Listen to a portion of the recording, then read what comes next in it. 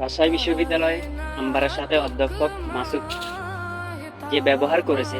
এর তীব্র নিন্দা জানাচ্ছি। সবাই ভিডিওটি দেখবেন এবং ভিডিওটি শেয়ার করে দিবেন।